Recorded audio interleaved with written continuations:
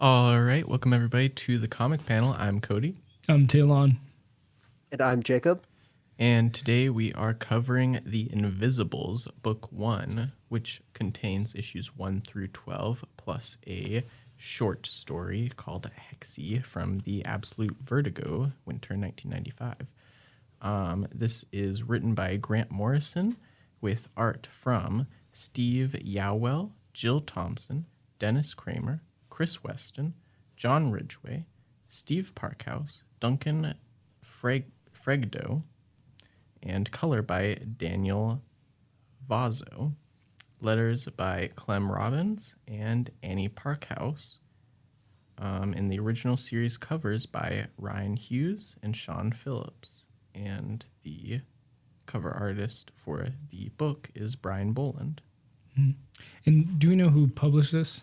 Vertigo, BC. Okay, gotcha. Yeah. The edition that I have here is relabeled as Black Label, but originally Vertigo. Okay. So Jake, you chose this book. I did. Which, like, I'll say before we really get into it, I was excited, and because it was one that I was planning to pick. And so it's like I wondered if you were going to mention that, if Yeah. that I stole this from your list. No, I see it as a free pick. You know, now I get to, it's like getting to pick 2 times in a week or a month. Fair enough. But yeah, man, this book. So you want to say why you chose it and what it's about? There's a lot here, so I'm kind of thinking maybe going by story arc is maybe wise for us. Yeah, we can't go beat by beat on this one because it's going to drag. Yeah. But all right, so why did I choose this book? Well, you are right. I chose it because it was on your list and you talked about it.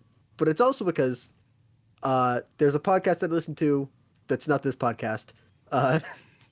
And one of the creators said that The Invisibles was like their favorite comic. And I'm like, wow, this guy has good taste. He knows what he's talking about. Mm-hmm. So I'm like, that sounds interesting. So I put it in the back of my mind. And then, we talk about comics. And it's Grant Morrison. I like Grant Morrison. Yeah. And so it's like, yeah, I'll check it out. And it's fine. It's a story about how bad it was to be British in the 90s. Okay. I guess kind of, but I mean they go to the United States too, and France and all over the place. It's just kind of how much like the 90s sucked, but also not just the 90s. It just sucked all the time because they also go the 1790s. Yeah. Yeah. So any century that ends in 90. Hey, that's a bad time. 2090 is going to be an awful year.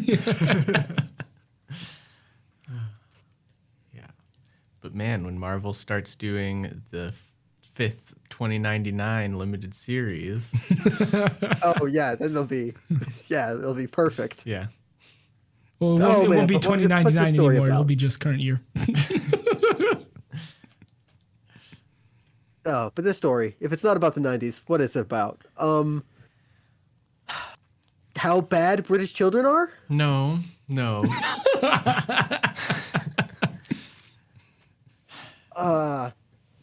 Yeah. So There's a kid named Dane, right? Kid named Dane. Who is a kind of like a classic, kind of like left behind child. Like his dad has left, his mom doesn't care about him. So he's just kind of left to roam. Mm-hmm. He's a classic unparented child that apparently it's the same thing that is like, I got real Clockwork Orange vibes from the beginning of this book. Mm-hmm. Yeah, very Clockwork Orange in the beginning. You've not seen Clockwork Orange. Not seen, I can tell. Yeah. I have not seen Clockwork Orange. Yeah, I don't know another like comparison point. Yeah, I mean, it's another story about how bad it is to be like a British youth. Okay. I mean, it's ultimately like I guess both a little bit is about how, society is straying away from like, models of empathy in favor of just, I don't know, strict kind of like formulations of society. Yeah, conformity. A lot about conformity. That's kind of the word I was looking for, and then I was like, couldn't find it. But yeah. I had to think about it for a minute. Mm-hmm. But it's I mean, Clockwork Orange and this in the first set are like, man, like people just like society just wants me to be a conformist, so I'm gonna act out, and it ultimately becomes like acting out to a like past like a like like there's some criminality that like we see in media where it's like it's fun because they're kids and it's like it's like petty vandalism or something, and then in this Dane just tries to burn down a school. First to like, burn their library. Burn the library first. Burns down the library first, that's right. Mm-hmm. Which is not it's about to get Alexandria up in here. Well, no, because they're not scrolls they're burning. They are probably mass-produced books. But it's a library. Yes, but it's also not 1,000 years ago. So, gosh, none of it is lost. It's fine. Anyway, moving on. Yeah, so he does start to burn down the school with his friends too. Oh yes. So they get sent to a reformatory, which is Harmonyville. Yes, or Harmony Town. House. Yeah. Harmony House. And so it is, once again, like Clockwork Orange. It's, it's supposed to make them, able to fit into society, but it's just brainwashing them and also maybe castrating them? Yes. Okay. I believe so. But more important was taking out a little chunk of their soul. This is totally tangential, but that makes me think of Scooby-Doo. The movie 2002. The live action movie. Yes. Where they go into the haunted house, whatnot, after the swinging, axes. Yeah. Was that about conformity too? Yes. Well, this video that they play this video, and it's like the do's and don'ts of fitting in. Do or don't. And then they play a video of two people bumping into each other, and he's like, I'm gonna break your bones into dust, and then like breaks the glass that's in his hand. And then it's like, don't do that. Do this. And then it's like, oh, nah, bro, it's all right. It's all good enough in the hood or something like that. Man, the early 2000s, huh? Yeah. What a different place. Yeah. So obviously, like, Scooby-Doo 2002 is the Invisibles of the 2000s. That is what we have proven here today. Yeah. I kind of. At least in this first arc. Yeah, kinda. All right. So and they are contemporaries. Invisibles, I think, ended in 2000. So all right. So it's 80s Clockwork Orange, 90s The Invisibles, 2000s Scooby-Doo live action. Yep. Oh, specifically live action, not even whatever was animated at the time. Yeah. Okay. Just making the that's the one that Talon was talking about. Yeah. Specifically. Anyway. Fair enough.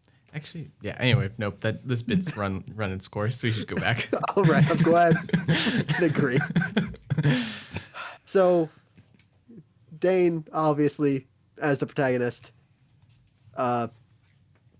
still continues to not fit in, even at the weird brainwash correctional facility. Mm-hmm. He's broken out by a weird dude in a gas mask, who we learn is King Mob, who was a kind of visual motif throughout or at least the name, throughout the first issue. Because even the characters commented on seeing the name King Mob. Mm-hmm. Yep. Breaks in, kills the person who is running the facility, and runs off with Dane, and just kind of drops him off in London somewhere.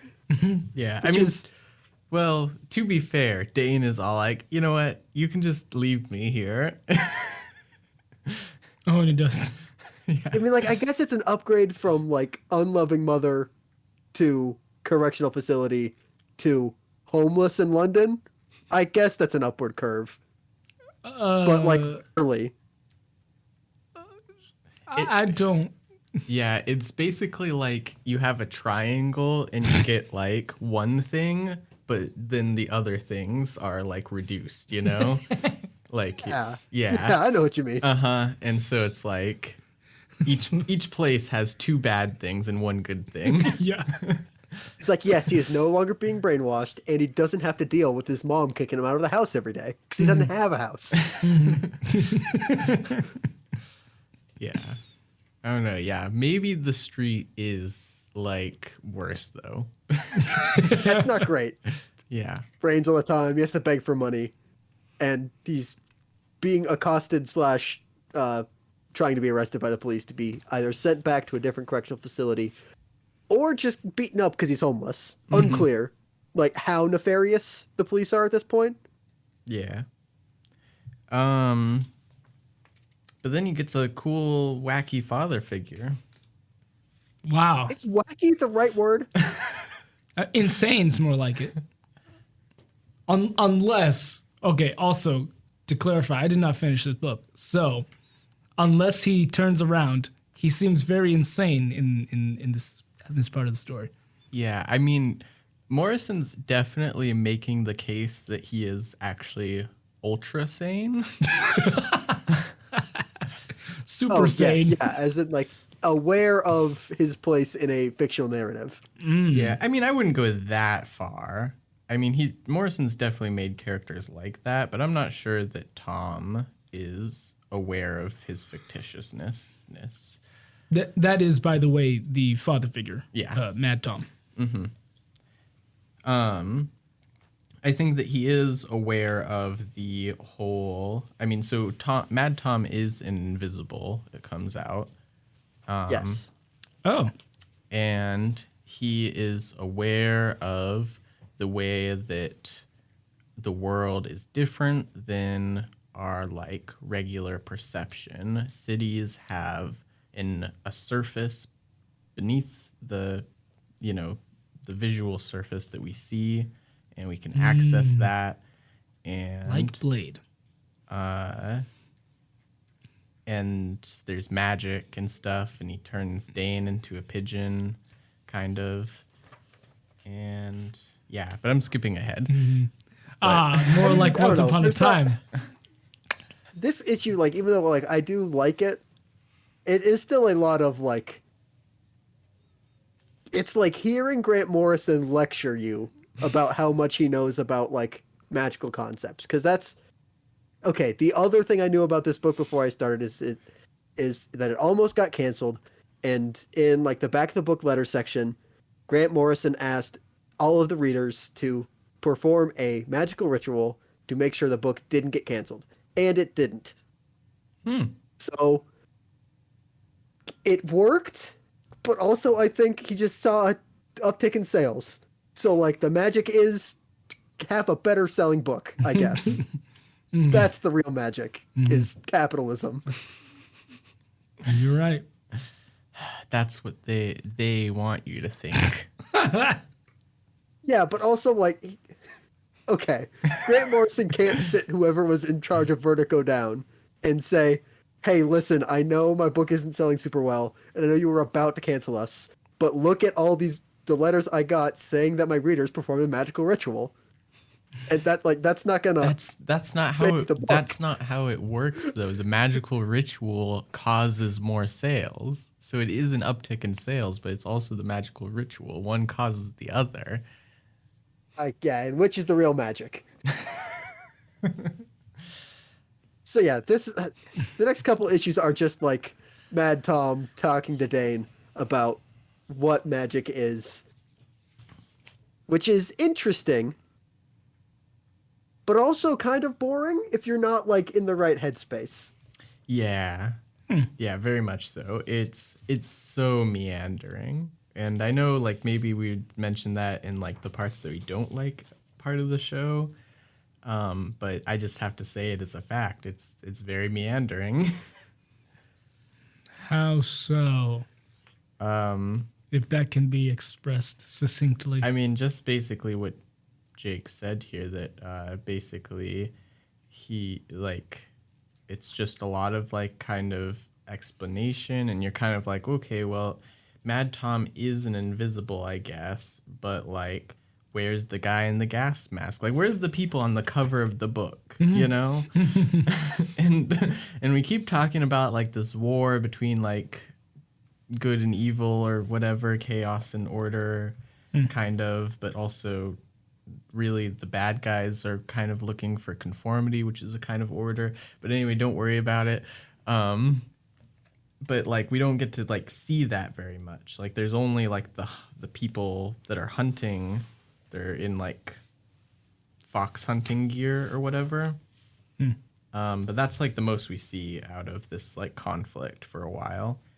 And Which isn't even like the bad guys at that point. At that point, it is just the other Invisibles dressed up as the bad guys. Huh. Because that's where Dane gets the Invisibles badge, which is just a plain white button. No, actually, there's one instance where they are real, and that's where they're chasing down that woman in the street. Yeah. But later on, yes, it is the Invisibles cosplaying as the bad guys. To test Dane before they initiate him? Kind of. Yeah, but like whether or not like it's a test that could be passed or failed is unclear. Oh, okay. Yeah. I mean, like it's vaguely interesting seeing like Dane kind of learn magic and then, you know, have kind of a revelation where it's just like he's subconsciously choosing to feel anger instead of feeling any like real emotion. Yeah. So I mean, like, which is kind of interesting, and then like that is what allows him to be open and become Jack Frost, which is his code name for who he will be in the Invisibles when he joins the Invisible College. Okay. Right before he joins Santa Claus 3. The Tim Allen? Yeah. Santa Claus? Yes. That is what he means. Yes. Man, they made 3 of those, huh? Yeah. Yep. They sure did. See, but what's the magic there? Like, I don't know, a Santa suit. it's just like, why'd they make 3 of them?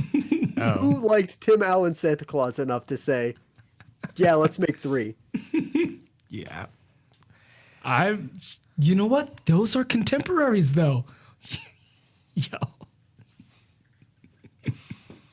So Dane becomes Jack Frost. Yeah. Not like, well, it's he experiences a emotional metamorphosis. So I would say, past this point in the book, even he is Jack Frost because he is no longer like, I mean, he's still angry, but he's no longer like kind of like an emotionally underdeveloped child as he is in the first couple issues. Yeah. That's weird. Yeah, he basically just gets to take a shortcut and not go to therapy. I mean, do not take mental health advice from this book. Yeah. Do not like run away from a correctional facility and find a kindly old homeless man to teach you magic and then think that will solve your problems, because it's not going to help. Yeah. And definitely don't let him like beat you up and give you blue mold to help solve your problems. And also convince you to jump off a building, even though it's magic. Yeah, all that bad ideas. But all of that happens. They also blow up a car together. Aw. Not the last car explosion in this book. No. Probably not the last car explosion in the series, I would guess. So, yeah, then join the Invisibles. And a little bit of like a training / intro montage to meet all of the colorful cast of characters. Yeah, we've got King Mob, which we already met. We've got Ragged Robin, who is also there, and she's also on the cover. She's has clown makeup, or Harley Quinn makeup, really. There's Boy. There's Lord Fanny, and I think that's it. Yeah. I believe so. Also, do we think King Mob is just Grant Morrison's self-insert in this story? I mean, he certainly looks like Grant Morrison. But I mean, it's like, I don't know, maybe like, I guess the bigger question is, was Grant Morrison bald in 1994? oh, I'd be weirded out if I saw them with hair. I don't think Grant Morrison's ever had hair. Or do you think, oh, okay. I mean, possible, I suppose. I haven't seen any pictures where Grant Morrison has hair. I've At never least on his seen a head. picture of Grand So- Morrison. Okay, that's a lie. But Think of a bald white person. Lex Luthor, got it. More Scottish. Yeah, a little bit thinner face. Okay, Less cheekbone. gotcha. Or more And then there you cheekbone? go. Wouldn't it be more cheekbone? Not from Lex Luthor. Oh, yeah. Okay, I see. What you're I'll saying. just look up a picture. Yeah, that works too. But yeah, that's a little beside the point. I just thought because it was like connecting in my head. Yeah, no, I definitely had that thought too. I'm really not sure. I feel like it's for them. It would really be pretty much like, or the way that they would describe it would be that like each character is a little bit of them. Okay, Yeah, probably. I was not wrong. I have never seen a picture of Grant Morrison. Oh wow, that's how he looks. Fair enough. Yep. So, a little bit of a training montage where we / Jack Frost try to get a slightly better definition of who the Invisibles are and what they do and who they're up against, which is, I'm not sure if it's named, but is ultimately the Archons. Oh yeah, I don't think we got that name. Did you look that up? I did look up briefly in the Wikipedia summary. Okay. Yeah, because we got like the word for like their minions, basically. The The Myrmidons. Myrmidons. There we go. Okay.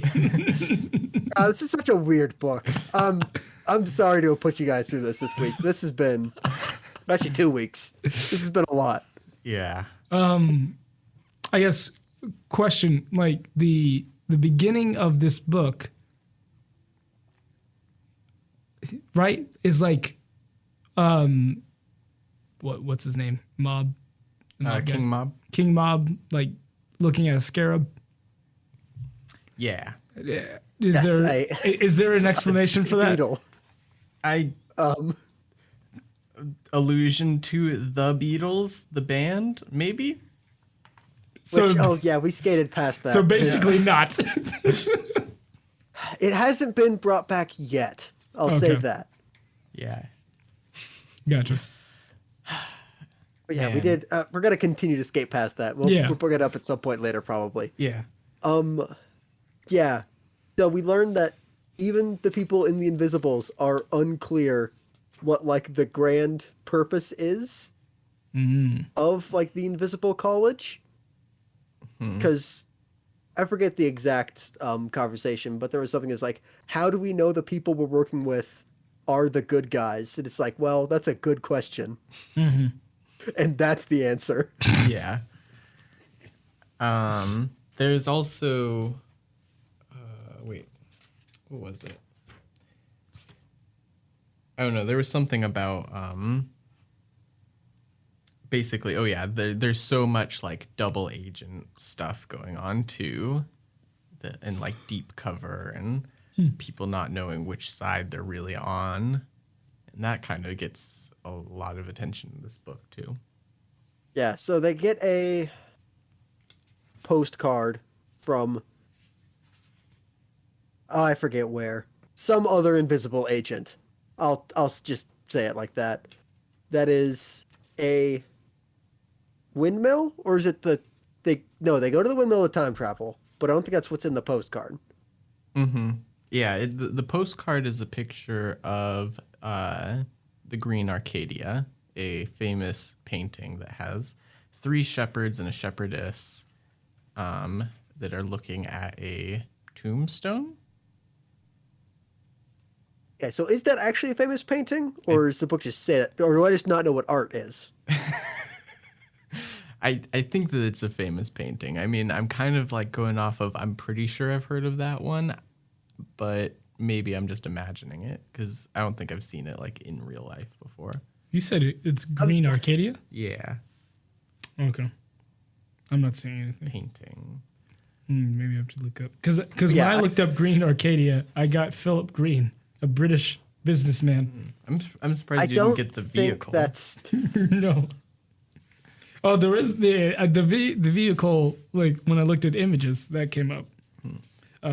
Painting.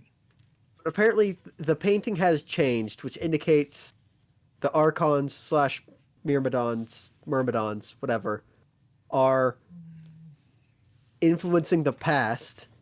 So the Invisibles have to go back to the past, specifically the French Revolution, to stop the influence on the past.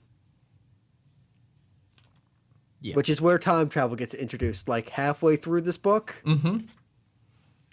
Interesting. So they go to French Revolutionary era France, and meet.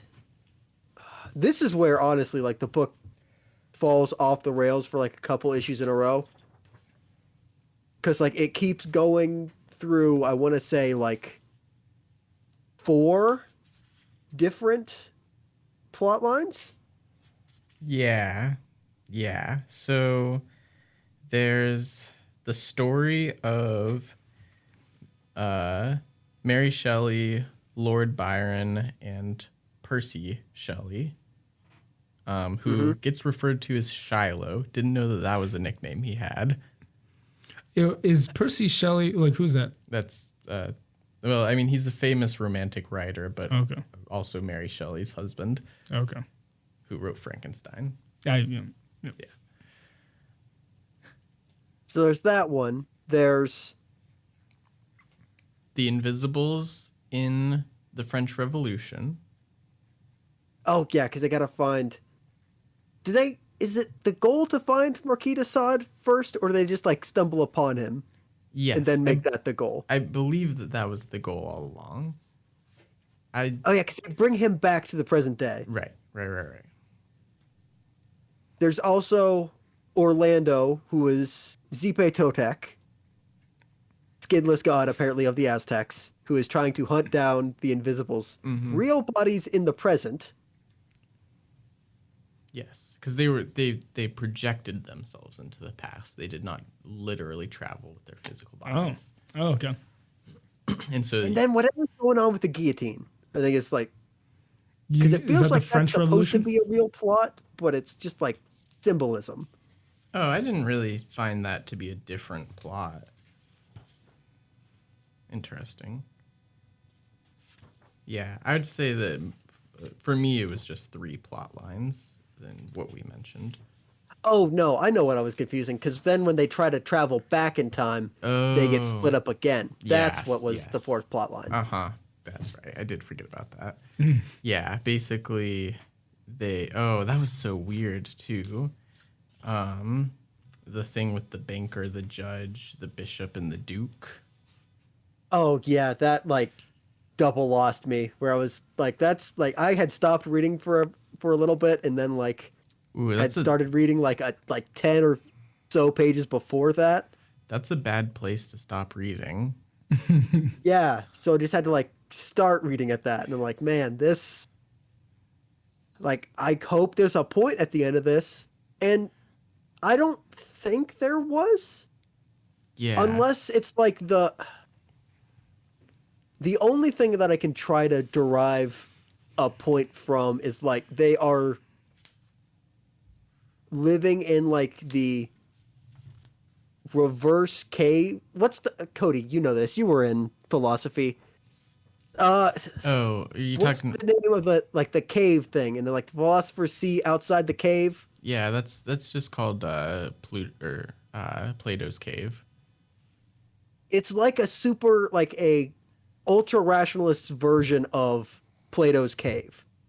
Because like as they're walking away, King Mob's like they are seeing them. They can only see themselves within the castle because that's all that exists to them. Yeah. Okay. Yeah, I definitely didn't understand that part of the story. I was very confused. Like I didn't even understand how they got like from the page turn. Because they were in the painting pretty much. That's where they projected themselves first. But then suddenly they were at the foot of the mountain where the castle was, even though there's not a castle and a mountain in the painting. But yeah. Also, so part of the Orlando plotline, Jack wakes up when Orlando cuts his tip of his pinky off. Yeah, because for some reason they get to go straight back to their bodies. Jack and Lord Fanny? No. Boy. No, Boy is with King Mob. Oh, wait. Yeah, okay, sorry. I mixed up who you were talking about. But yeah, Jack and Lord Fanny, yes. They do. Man, just like the look on your face. Like, this is... Okay, do you know what these characters look like at this point? No, I don't. All right. So we got Lord Fanny here. When that's of course Jack Frost. Mm-hmm. Got Boy, and King Mob. Wait, Boy? Yeah, Boy. It's like BOY. Yeah. Okay, cool. And then I already forgot her name. What's the other one's name? The Raggedy Ann lookalike? Yeah. It's not Lord Fanny. What's her name? Here, I'll find it. Anyway, though.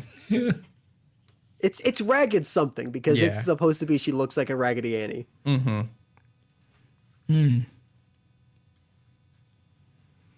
Yeah. But yeah, so basically Anne Raggedy. No. It could just nah.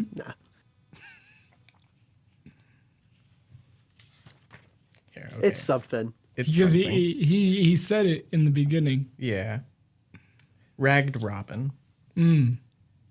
Ragged Robin. Or maybe, I don't know if that's supposed to be ragged. It's Ragged. Ragged Robin. Yeah. Okay. All right. Yeah. Anyway, though, yeah, so Jack and Fanny wake up from their time travel. They made it back to the windmill. And I think you said for some reason, and yeah, to us it is for some reason. I have a good guess why they were able to wake up, and I think it has to do with Jack having psychic powers. Yeah. Possible. Would you like to elaborate on that? Or is that like the reason? Just that Jack has psychic powers? I mean, that's pretty much the reason. I think because like they say something about him, supposing to have psychic powers, and then like, basically he wakes up after obviously feeling immense pain of his pinky getting cut off, and then like calls out for help looking directly at Fanny. So I imagine that he was able to kind of psychically wake her up as well. Now, so we go from Jack finding out about magic to now Jack having psychic powers. How did that happen? I mean, it's not like he really uses them in any way here yet. I mean, it's why he is like not immediately conformed by Harmony House, is because he is like more psychic, and then also why he is being kind of courted by the Invisible College is because he has a higher capacity, or is better, I'm not sure which, at being psychic. Okay.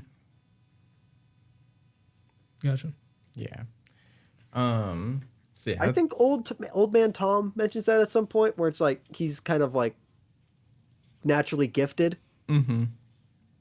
Yeah, and I mean, it's kind of like basically even like his teacher, who's obviously part of like, the normal conformist world or whatever, is all like, sees something special in him in some way, a higher aptitude despite his delinquency.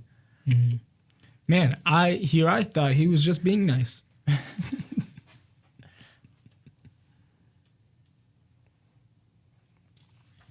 Yeah.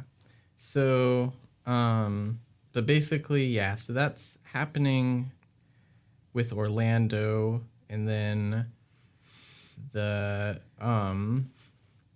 basically, King Mob and Boy with, what's his name? I don't know this French guy. That's also You something. haven't heard of Marquis de Sade? Not really. Huh. Interesting. I would say look him up, but don't. Oh, darn. I was just going to do that. He's, what do you say, controversial Is he the as a historical figure. Is he the inventor of S&M? Yes. Okay, that's what I picked up from this book. Okay. I don't know why, but I just totally blanked on what that meant. Yeah, maybe like don't finish this book. I don't think you'd like it very much. Oh my gosh. Yeah, okay. So he's the inventor of S&M. Okay, I just want to point out his name is Desaad. Is that how am I? Yeah. Or is it Right. like D, like Sod, or like? Well, yeah, it's a French name. What it like spelled out, or like it's just a French last name? Like, Okay. Yeah. It just reminds me of Desaad, like the guy who helps in Oh. Apocalypse. that's where they got that name. Oh, wait, what? Is Oh, that's 'cause, where like, Desaad got his name. Yeah. Okay. yeah, not the French. Okay, Like, that's what I thought you meant. Okay, cool. I'm glad that we were tracking me and whoever invented Desaad. Created. Now I kind of want to know the fictional character version that you guys are talking about. Are you talking about like X-Men Apocalypse? No, DC Dark Apocalypse. Side. Oh, Dark Side. Yeah. Okay. Desaad was one of the three, like, I He's can't like remember what worst they're grade called. Goodness. Yeah. Okay. Mm-hmm. Gotcha. That makes sense now. Anyway, Okay, so, I don't even know how to get back. So The third story is like, Ragged Robin, before she goes back to her body, stops off at this weird old French house to talk to some weird old French guy about the head of John the Baptist in the basement of this old French house. Because I feel like this is the part where like everybody gets separated so they can, like, Grant Morrison can talk about like logical fallacies in magic.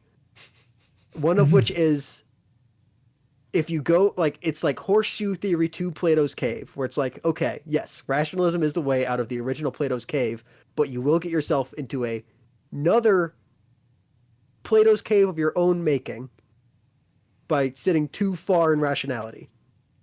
Mm-hmm. The other part is, okay, so we won't go to rationality, we'll go to spirituality, straight to John Baptist's head in this weird thing that will speak out prophecy. Except it's not really prophecy. It's just babbling, random consonant and vowel sounds combined. And then whoever hears it makes it whatever they want to hear in their head. Mm-hmm. But there is like a root there where it's like, okay, he's not actually speaking Babel. It is the language that existed before the Tower of Babel, which is like universal language. Mm. And if we can make it so that it's not what people want to hear, but what people need to hear, then that could be something. But it's not yet, so don't worry about it. And you're not going to get it through John the Baptist's severed head. It's got to be somewhere else. Does any of that make sense? It more sense Almost. than when I was reading it. What I'm missing is the universal language part. So like, it's the universal language, and if we can get it to what people want, not what people want to hear, but what they need to hear, like where's the jump from that, like, or connection? So what the Myrmidons were hearing from John the Baptist's head was what they wanted to hear, which was make sacrifices to whatever to, encourage conformity, get more energy. And so like the old guy who was in front of the house when Ragged Robin got there also talked about how the original person some old French dude who bought the house thought that it was the devil? Or it's a minor... Asmodeus. A minor demon. Mm. And so walled up the house, and then it became a kind of like a free tourist show. But the reason this guy is there is because if we can unlock the true, like, the universal language, which this goes more into, like, if you could communicate to every human being the same way without any kind of, translation, then it will move us to, like, the next level of human consciousness. Right. Which is technically what both sides want. Yeah. Which is also another major theme of this book. Is utopia worth striving for? Or is it a moot Oh, yeah, cause? because that's those old poets just won't shut up about utopia. Yeah, romantics. What will you do? Until their kids die. And then it's big like, oh R man, all down to romantics. the dumps. In case that needed clarification, What? big R romantics. I'm Big- sorry. Yeah, big R romantics, not Oh, not yes, love it's part of, like, the... romantics. Yeah.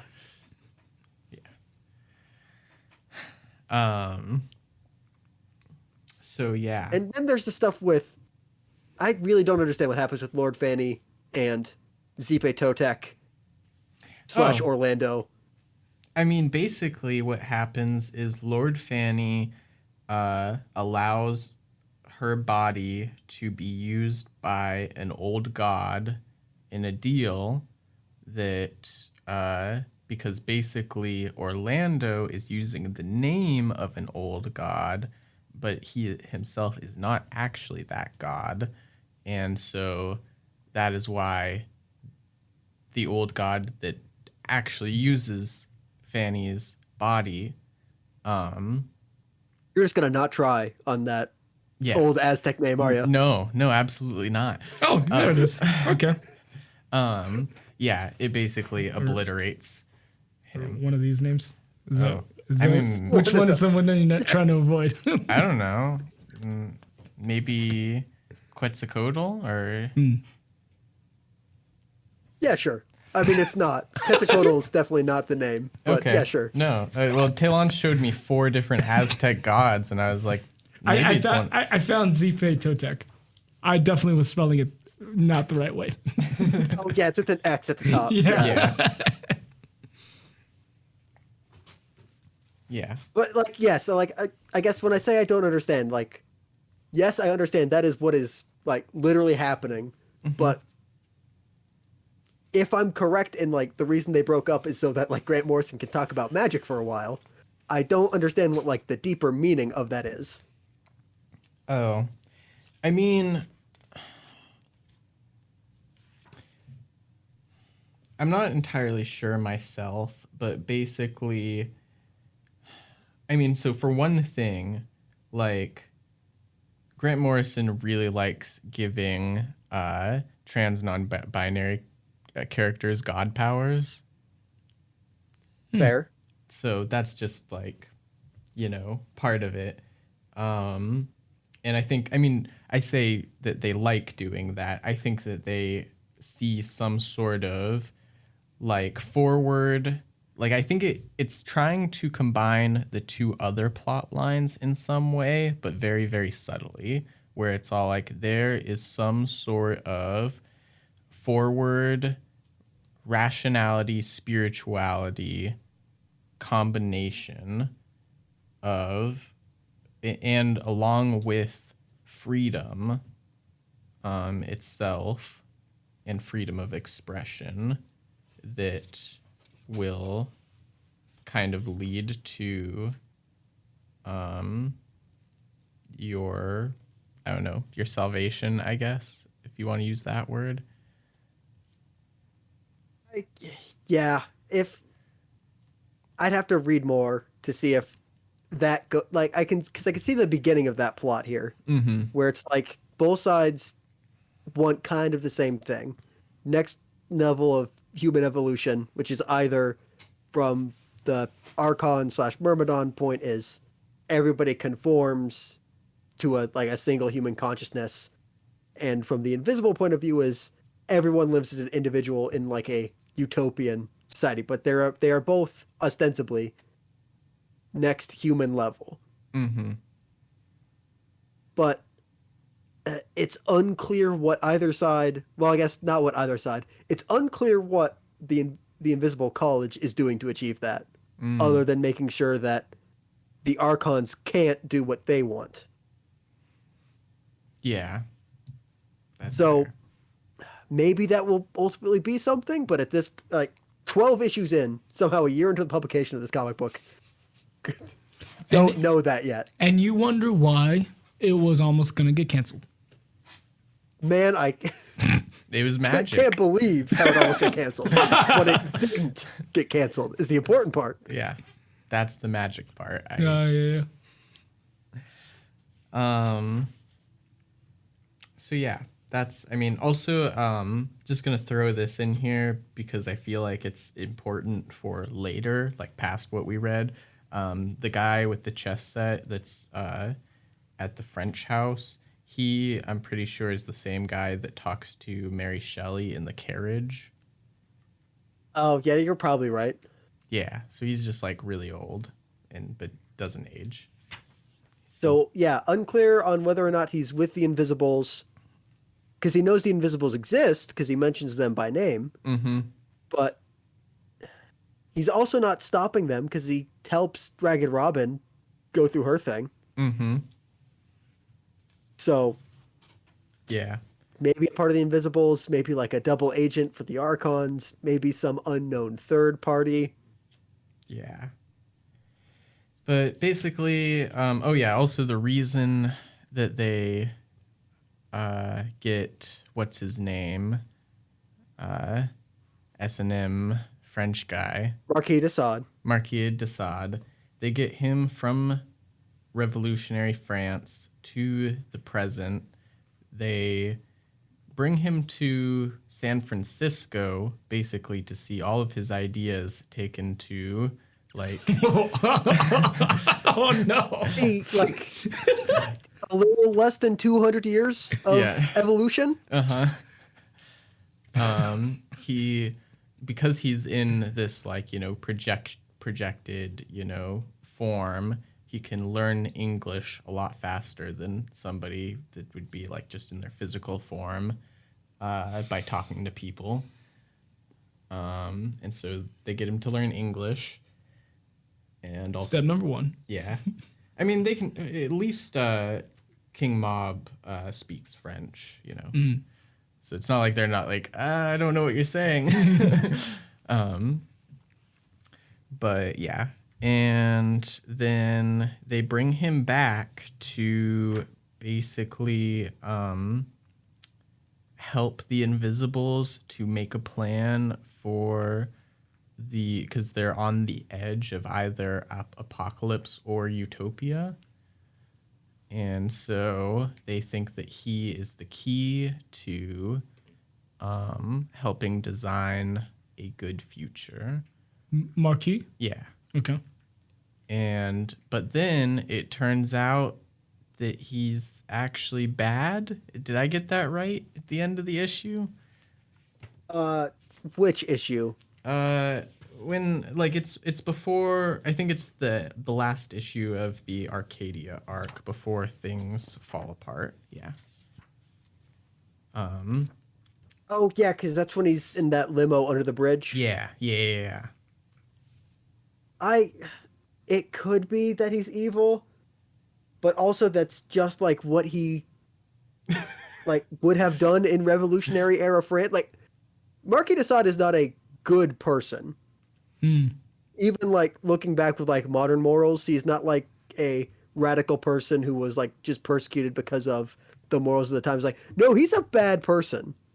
Okay. But like it's hard to judge because he was a very modern and forward-thinking person in other ways. And like he is historically important because we wouldn't have the world we have if he's not in it. Mm-hmm. But I am not smart enough to know if he is good in this or not. Even in the context of this book, I am not willing to say if he's a good or a bad person. So kind of like George Washington. Yeah. Or FDR. Okay. It's like important, but, and you know, good, led us through World War II for the most part, but also like internment camps and, you know, but he did the New Deal, which is good for the most part. I don't know. I feel it. Okay, we're not going to argue about which president's worse, but Woodrow Wilson. Yeah. All right. We can agree about Woodrow Wilson.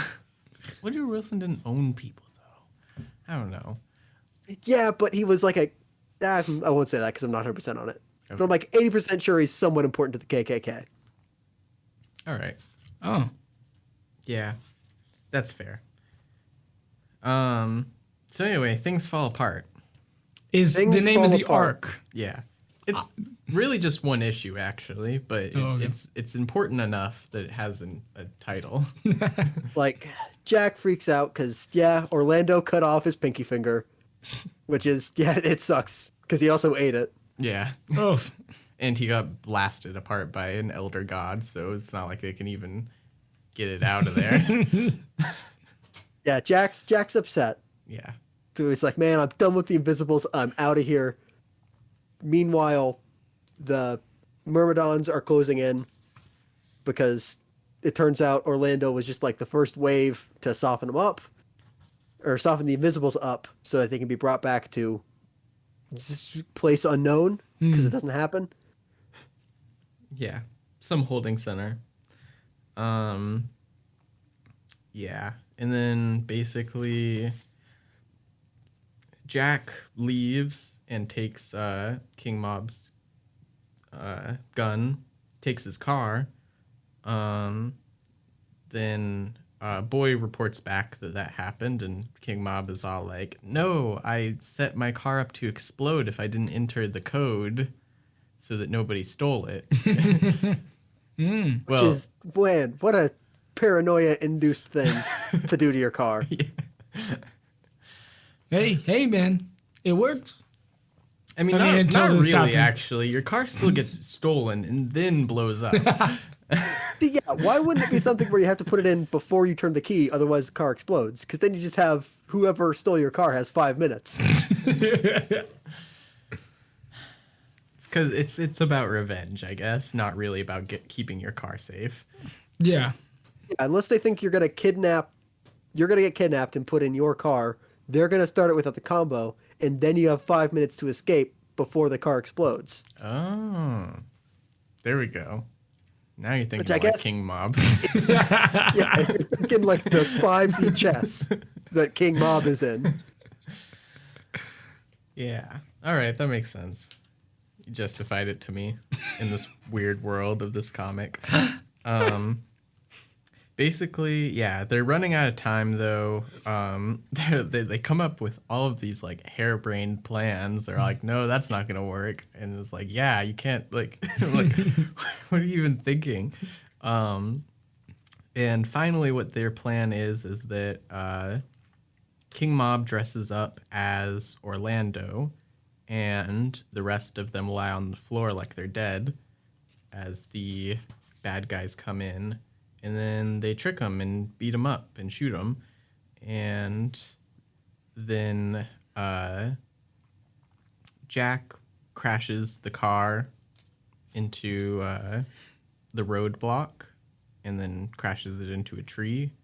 And he gets out and almost gets taken by the bad guys. But then the car blows up and blows them up. There you go. We made fun of him, but then it worked out. So Yeah. can't be too mad, I suppose. Yeah, and then so smoke starts coming out of the windmill building. Is that because of cigarettes? Because they like kind of have this like before they make their actual plan, they're like, we could give them lung cancer with the cigarettes I have. And obviously that's I kind think of they set something else on fire, but like that's Okay. where the genesis of the idea is. Okay. That makes sense. It's just like, no way that much smoke is being produced by a pack of cigarettes. Like, ridiculous. No, 12.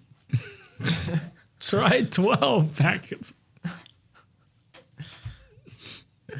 Everybody just has 5 in their mouth. Anyway, so yeah, and then a bunch of action and stuff. Jack shoots one of the bad guys in the head. She is surprisingly upset about. I'm not surprised, actually.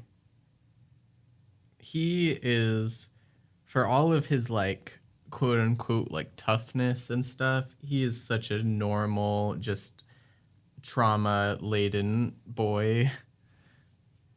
And I think that that's kind of the point too, is like so many like people in general think that they're like so tough, and it's like you're just like wrapped up in these like layers of like thinking that you're tough, but once you're actually confronted with something real, you're gonna break down. Yeah, I suppose I could see that. Like only so much good can come from some blue mold and getting beat up by your mentor. I mean, yeah. Sorry, we're referring to Mad Tom again. Okay. So yeah, they end up getting away. And then, is that where the book ends for you? Nope. Okay. Yeah. Oh, because there's still more. There's still There- more. Yeah, it's basically side stories, though. Yeah. I mean, I'm sure that they'll become, like, relevant to the larger plot later, but not at this moment. Yeah, because that's... Yeah, especially if, like... Okay, so what are the side stories? There's... The mind control crack cocaine.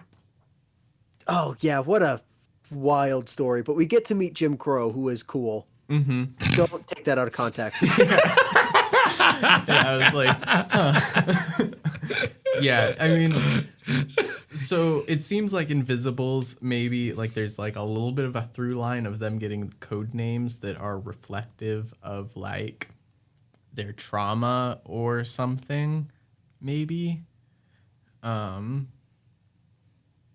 mean, depending on how magic-y you want to get it, there is something about reclaiming or like either reclaiming something that has been used to hurt you, and then like using that as your outward facing appearance so that the people who would use that to hurt you can't get at the real you. Mm-hmm.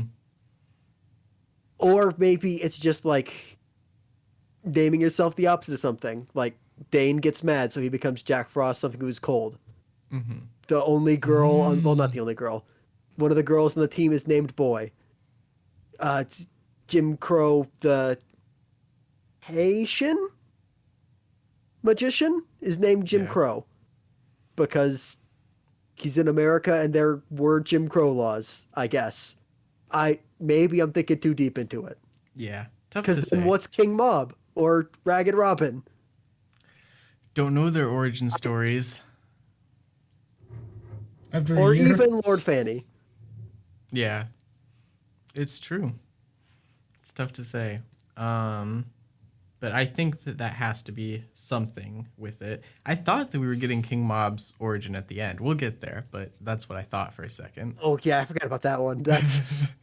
That's why I looked up the Wikipedia, because like I read that story and I'm like, shut up, tell me more about this. Shut up, tell me more. Because it's the mind control crack, because it kills in normal doses and then is used as mind control for weird rich white businessmen to control the bodies to commit crimes. Yeah. That's as much sense as you're gonna get. Yeah. Read the story if you want to learn more. It makes perfect sense to me. How else are you gonna commit crimes? And blame it on somebody else. Exactly. Well, and two, like I thought, if you get them to commit the crime, they get charged. Where's all their assets gonna go? Yeah. They're just gonna die? Yeah, okay. No, they're actually already dead, and that's something like one of the police officers who is like kind of a main character in this story is basically all like, this doesn't make any sense. This girl was sexually assaulted by somebody who was dead 3 hours ago. Jeez. Like, I was like, yeah, it doesn't make sense, but until we learn about the mind control crack, which I feel like, I don't know what it's supposed to mean. I think it's just for introducing Jim Crow. Yeah, I mean, like, it's also talking about like, kind of the ways that like the theme, how themes are different, I guess, for this story, like across the Atlantic. There is kind of that difference where it's all like America has its own problems that aren't necessarily the same as the UK's problems in terms of like what the Invisibles are facing. Yeah. Like, okay, yeah, I could see that. Yeah. Because like as evil as like those weird board members are, at the end of the day, their real goal is just to be like ultimate hedonists. Like they don't really care about trying to get the better lives for humanity through conformity. It's just like do whatever you want that feels good. Yeah, pretty much. Which I mean, also, I guess actually, yeah, it's good that you like specifically brought up hedonism, because it's like they are pretty like explicitly like racist, not just in their actions but also their words. And they talk about black people being like better as slaves and stuff like that. And that is kind of a problem with basically kind of hedonist ethical philosophy. It's all like, you can justify something like slavery if it's like for the good of the majority, with that kind of like, or is that thinking. Utilitarian? Yeah, it's utilitarian basically. Utilitarianism relies on a type of hedonism. Yeah, that's that side story. And also, man, weird bugs. Yeah. I didn't really get that part, other than like that's the kind of form that magic takes. Mm-hmm. Also, the turning the evil businessmen into like a blackface minstrel show, that was a little, for me, I don't know. Like, I mean,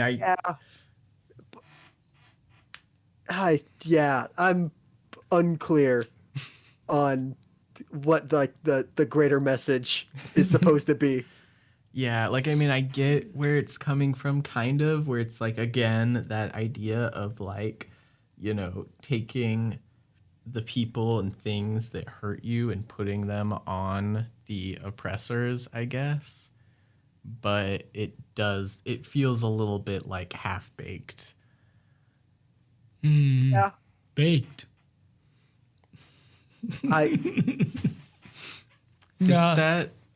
That's a reference. You know, a reference?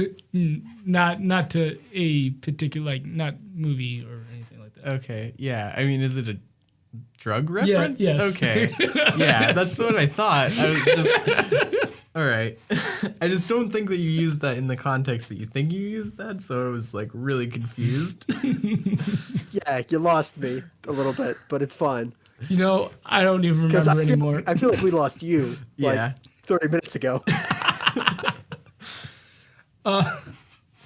I feel like I was actually going to say something. Oh, yeah. You know, why does there have to be a deeper meaning? You know, you'd be like the Joker and just want to watch the world burn.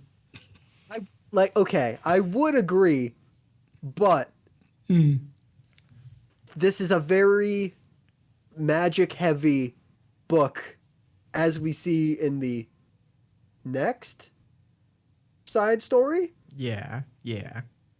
Because then they talk about the Moonchild, and the Moonchild is really complicated. But also, I have to ask, is Prince Charles supposed to be the other Moonchild?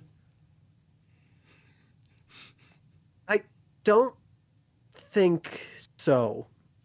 No? But at least not magically. Okay. And not in modern history. But maybe back then they thought, maybe? Okay. Could have been. Like, I mean, I'm just like, obviously, like, you know, even in terms of this book, it was like a failed attempt kind of thing. Like, it didn't work out. That's why Diana was so bad or whatever. No, there's a very real reason that Diana was bad, because she was sort of like a royal tomboy. Right. No, I'm familiar with the real world reason. I'm talking about the book. Oh, okay. Yeah. But like, yeah, in the context of this magic, okay, Moonchild is supposed to be something that leads the world into the next magical age, and so originally was kind of in prehistoric world, a lot of feminine gods, and then the first Moonchild put us into the age of Horus, which is a lot of male dominated gods, which suppresses female creativity. Or I am like half muttering a half remembered summary of the Moonchild, because it's really complicated. You know way more than me. I thought this was just in this book. I didn't know. No, this is okay. So the Moonchild, I believe, is a Crowleyan invention. All right. Gotcha. Oh, okay. So you're talking about like actual, like not just the book, but outside the book. Yeah. Okay. Yeah. Okay. Yes. That's why I say there does have to be a deeper meaning, because it'd be weirder if there wasn't at this point. Okay. All right. So, okay. Also, if you read Alan Moore, specifically From Hell, that is also all about what weird magic might have been behind Jack the Ripper. Okay. But it wasn't, because who Alan Moore thinks did Jack the Ripper was like ancient for the time and had suffered a stroke that like utterly debilitated him at the time. So it couldn't have been him. Okay. But that's for if we ever read From Hell, which I don't think we will. Okay. So how do I find this Moonchild that you speak of? I wouldn't even bother. Okay. It's really complicated, Good. and it's not real. Like none of it's real. Okay, that's fair. Yeah. But like when I look up Moonchild, all I get is Cancer, like of the astrological sign. Yeah. Or zodiac it's really sign. complicated, and you have to look into first technically left-hand path magic, then right-hand path magic, then chaos magic, all with like a healthy understanding of Luciferianism / Satanism / secular humanism, but like in a magical sense. Okay, Not you just lost me a- there. Like atheism sense. It's really complicated. Oh. Gosh, Okay. if I ever need any magic help, I'm coming to you, Jake. No, I barely understand. Don't ask me. But your breadth of knowledge Yeah. is so. You obviously know where to go. I don't even know where to go. Oh man, a bunch of really old people who were rich and were able to dedicate a significant portion / all of their life to learning this kind of stuff all wrote books. But you have to read them all like 6 times because you have to assume that A, it's all real the first time you read it, then not real, then all metaphor. And it's like, it's dumb. All right. Cool. So, this Moonchild comes out of a mirror. Yes. We go from that to just. And it eats torsos / people. Yeah. People's torsos. Who knows what they do with the heads and legs and arms? Some magic ritual because it comes out of a pentagram at the beginning. Oh, yeah. All right. Yeah. And so basically, I mean, we kind of talked about like, you know, the Moonchild, they're trying to usher in the next age of magic or whatever. And they do talk about Diana in this book. I won't get back into it, but No, that's not Diana, Prince Diana. That's Diana, like Roman goddess Diana. well, no, but that's why. All right, hold on. I knew she was wrong from the very beginning, but what does one do? You have any idea how difficult it is to find a suitable virgin named Diana in this day and age? She was supposed to represent the mythical Diana. Oh, so that's supposed to be Princess Diana Yes. in that case. Uh-huh. Okay. I guess I thought it was just some other woman named Diana, but I guess that also makes sense. Yeah. So they purposefully chose her, but for some reason she was wrong for the ritual. Yeah, it could be. I mean, just Yeah. yeah. I guess good on you for picking that up. Thanks. Because all I know about Princess Diana is died in that car crash Yeah. caused by the paparazzi.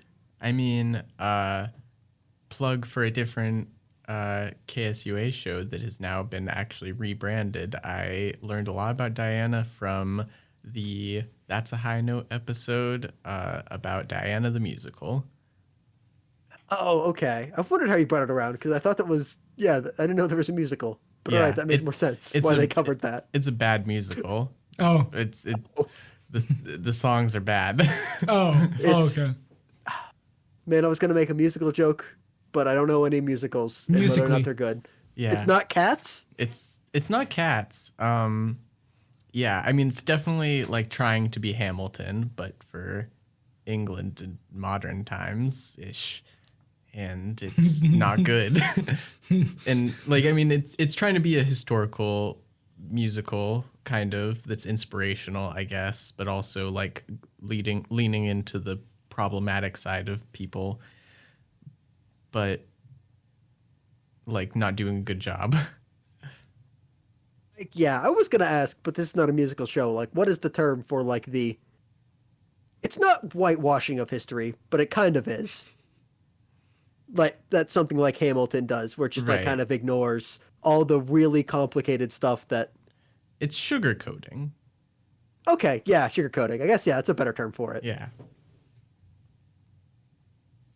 But yeah, you could barely sugarcoat Hamilton because it happened like 200 years ago. You can't really sugarcoat something that happened within living memory. They sure try. It's like to prove that Hamilton is bad, like you have to read a book or listen to somebody who's talking from a book or like a primary source. And then like people can tune that out. But like if somebody's just telling you from their experience how bad something that happened like 30 years ago was, it's a little harder to ignore that. I mean, actually, I feel like the like tabloid psyop in England is like that good.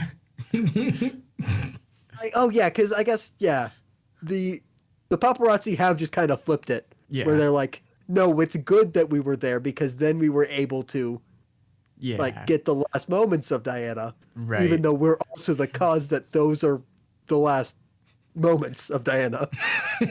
No, like literally, I recently saw on Twitter a picture of like printed like in a newspaper or something from a tabloid. They was all like, we greatly apologize that there's still tabloids out on the stands that say,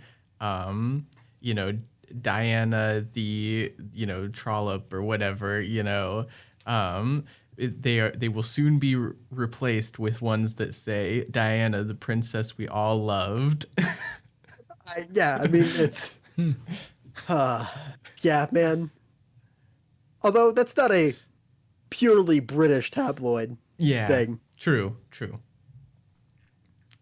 Anyway. But it's definitely like they're trying to do the same thing with Britney Spears, but Britney Spears is still alive. Yeah. Yes. But my point being, though, that people's minds can be easily changed, which is also kind of a point of this book. Yeah. Bringing it back around. Because I don't even know how to get it back to the Moonchild story. Because there's this weird butler guy who is like connecting sort of to the Moonchild. Mm-hmm. He feeds the Moonchild the torsos when he comes through. Because nobody else will do it because everybody else is afraid of the Moonchild for some reason. Yeah, the butler is also actually a member of the Invisibles, but he's been working 6 years on killing the Moonchild. But he can't bring himself to do it, and now he feels like the Moonchild likes him, and so he's just not sure what he's going to do.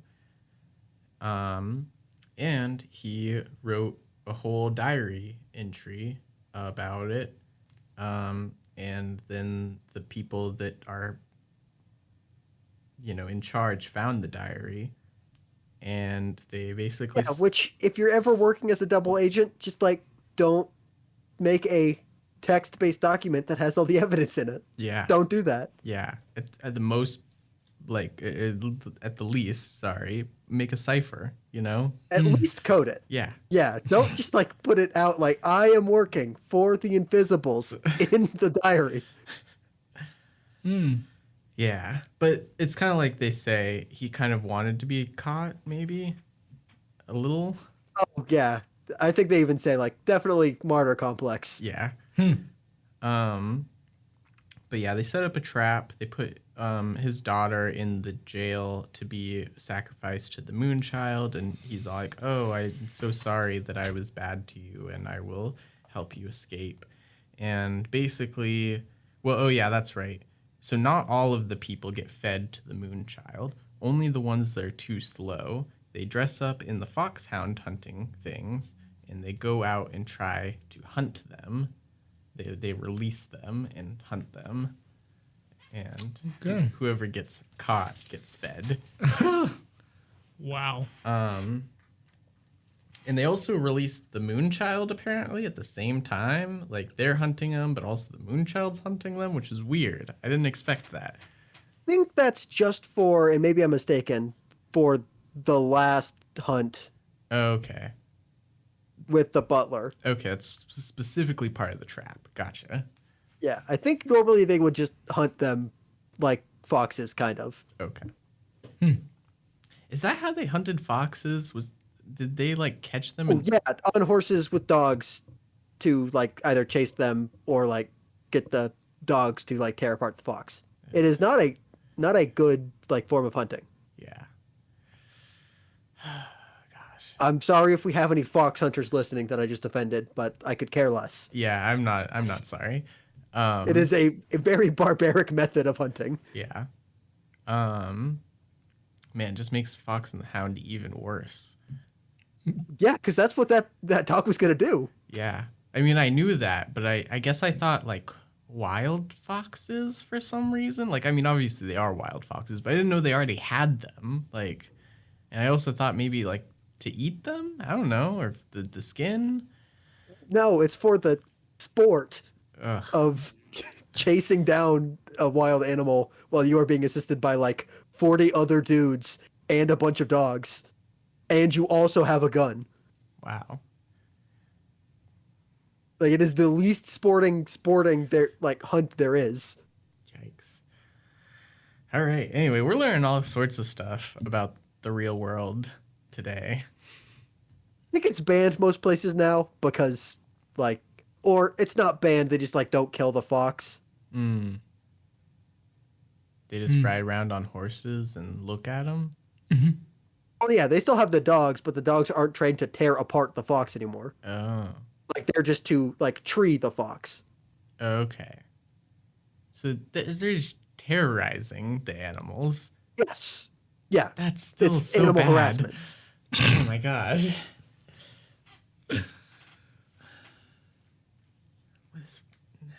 Okay. Man, Cody, your heart just bleeds. I admire that from you, honestly. Though. Don't let it make it seem like I'm making fun. Anyway, the butler guy tries to get his daughter to safety while she's running away, and there's the Moonchild eating people. And basically he's like, it's all right. The Moonchild likes me. We can get past it. But then it turns out that the daughter is working with the fox hunter people. And it was all a ruse. And at first, he's all like, that's not my daughter. You were just tricking me. And then they were like, no. It is your daughter. And she really does work with us. But then they're all like, if you give us all the information on the invisibles that we want, we won't kill your daughter. And he's like, okay. And then they kill her anyway because they already have the information that they want. They just really wanted to destroy him. Wow. And then Because he works for the Invisibles. yeah. Okay. And then they tie him up and serve him to the Moonchild. So you mentioned earlier, during the show, but that the daughter showed up in the beginning. Yeah, Jake. Did you know that the daughter is in like the very first issue or something? Or like it's No. it's when But it's like 2 weeks apart. yeah, I didn't know either, and I think I read that part like days in advance. When Dane is on the street right before he meets Mad Tom for the first time. Further back. No, it's not.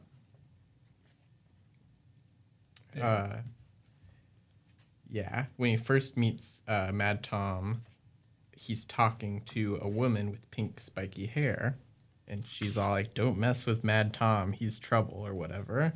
And that's the daughter. Interesting. So yeah, I guess. which it explains why she's all like, "Don't mess with Mad Tom," because he's an invisible and she's a not invisible. She's trying to get Dane to not go to his side. There. Mm-hmm. So yeah, there's a lot of that So in this book. is this before that Fox Hunter thing, or is the Fox Hunter thing after? Unclear. I would assume after, but Okay. Oh, she gets.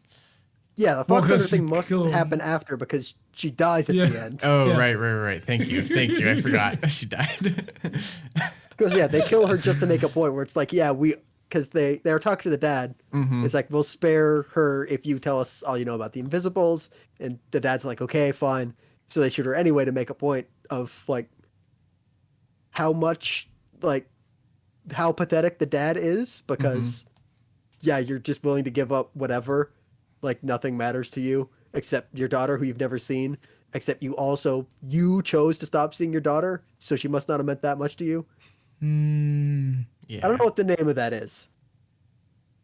It's like you're just pretending that it makes, like, you're making yourself feel better by choosing something to get like emotionally invested in. I'm sure there's a shorter name for that, but I don't know what it is. Yeah, I can't think of it either. Yeah, I will say though, throughout the beginning of this book, the other Invisibles also kind of show up in the background, but they kind of mention that later, that they were there. And then there's the last side story, which is the best worst. Okay. Yeah, it's basically, it happens like a guy is basically dying and seeing his life flash before his eyes, but like all like at different points, you know, not chronologically. Yeah. And so basically it's about his relationship with his brother too. Sometimes he has blonde hair and his brother has like brown hair, but then like I have a really hard time telling them apart. And so that was really confusing for me. And I was like, wait, who's dying and when? Because again, the story is not chronological. So there's Bobby, who is the guy that's at war in the beginning. And there's, what's his name? I've already forgotten the brother's name. Timothy. No. Charlie. Something like that. He's mean. He just like, when it cut from the scene of their childhood to the hospital bed, I thought he broke the kid's kneecaps, but probably just skinned them against that wall. Oh yeah, there's that. I mean, yeah, the story's kind of all over the place. So like, that's why I got it to Wikipedia. Was like, man, this had to have meant something. It can't have just been the life story of some goon that King Mob shot. But Right. that's exactly what it is. It's just like exactly what it is. Yeah. on the Wikipedia, like issue 12 tells the life story of some goon that King Mob shot. Wow. At the It's beginning, you read this part. He is at Harmony House. The guy basically, like, one person gets his crotch shot, another person gets shot through the shoulder, and then there's him, and then he gets shot. Okay. And yeah, that's it. That's it. Okay. Yeah. And that's the end. It just kind of ends. Like, I appreciate ending on side stories because that's a very, well, not in this case. In like, Cody, who wrote Final Crisis? That was Grant Morrison.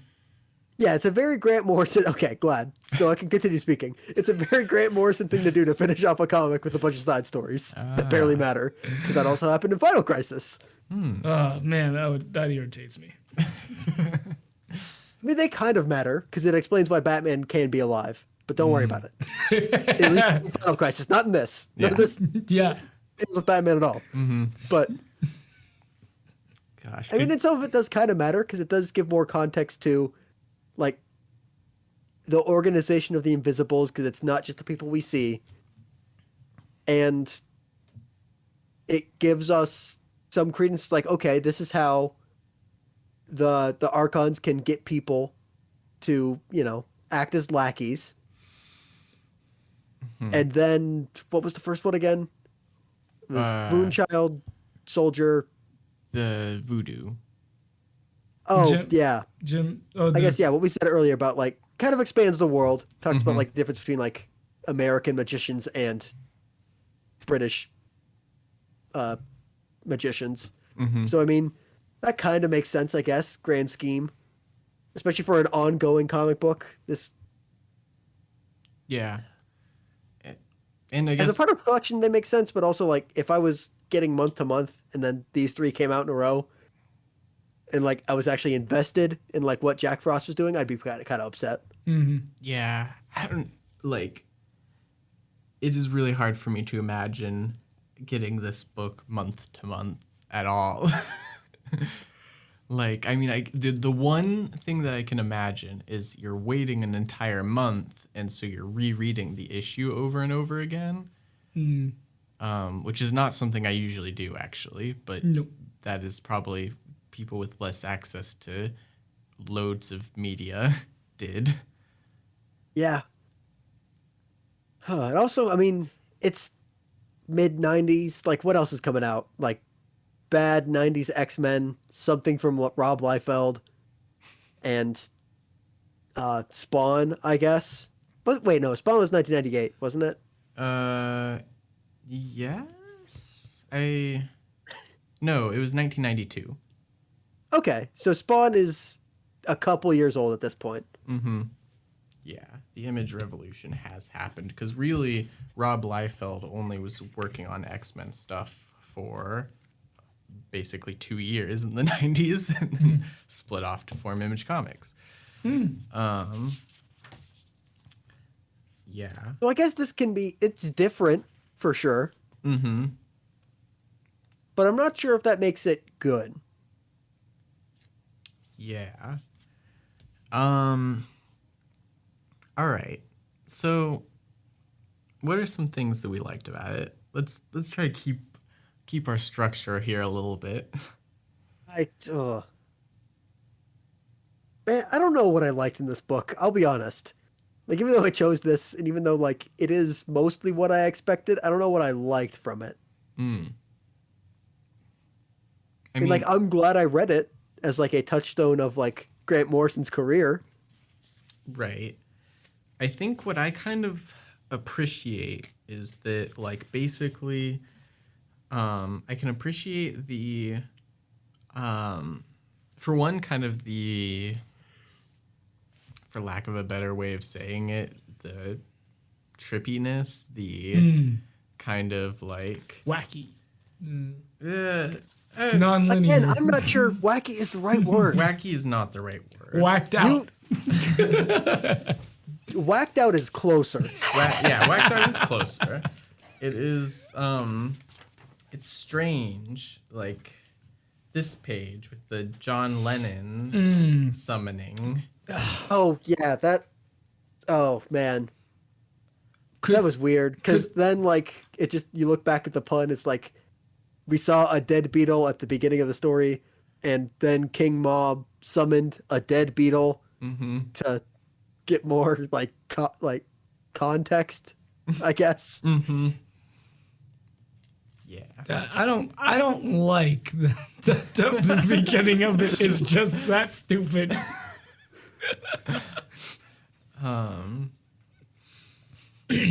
Yeah. So never mind. You know, it was a dumb question. All right. Why didn't he call George up? Or well, technically, it's John and George that are having a conversation that Dane sees on the street. It's man, what is his name? Saul, not Saul. Paul? No, it's George and what can't think of his name? I'm pretty sure it's John. Sorry, John and Stuart. John and Stuart. Yeah. Oh, right. The fifth Beatle. I thought that was Pete Best. The other fifth Beatle. There's like three different fifth Beatles. Don't worry about it. I think I thought this was the original bassist. Yeah. Left. Man, Stuart. I can't believe. Hold on, it was already weird enough that Pete Best missed the gravy train on being a Beatle, but you're telling me there are 3 different fifth Beatles? Yeah, so one of them is just their like producer, you know, and thus they are like the. Oh, he doesn't count. Yeah. Okay, I'm sorry if we have producers listening, but they don't count. And yeah, basically this Pete Best, and then because I'm pretty sure, gosh, I'm afraid that I'm wrong in my Beatles trivia, but I'm going to say anyway with a grain of salt. I am pretty sure that their name before the Beatles was the Silver Beatles or something, and they were a different band. Everybody's fact checking me now. I mean, I was gonna interject. Like, you can be as wrong as you want about Beatles trivia. Neither of us know enough to call you on it. All right. I mean, I can't see anything that says you're obviously wrong. So, all right. Yeah, I'm gonna if a roll with it. 2-second Google search doesn't prove you wrong, you're right. Yeah. Okay. I did a history project about Ringo Starr in the 4th grade. I gotcha. It would have been about Ringo Starr, huh? You know me. Anyway, though, other things I liked about this book, or at least appreciated, it kind of, okay, so it feels like, it's like Grant Morrison's Ulysses, right? Like, do you see that? What do you mean? Like, Ulysses is in, like, what do you mean when you say Ulysses? The novel, the long novel, Ulysses. I mean, like, I guess, but... Well, you said Grant Morrison's Ulysses? So, this book is to Grant Morrison as Ulysses is to okay, the author okay, of Ulysses that I can't remember the name of right now. I gotcha. Oh, okay, I see what you mean. Yeah, this is definitely like one of Grant Morrison's like passion projects. yeah. I mean, it's passionate. It's kind of wordy and like confusing, and probably you need to reread it to understand what's going on. And Yeah, a lot of layers. And a lot of layers. It's like an onion. Just like Shrek. I knew somebody was going to go there. Yeah.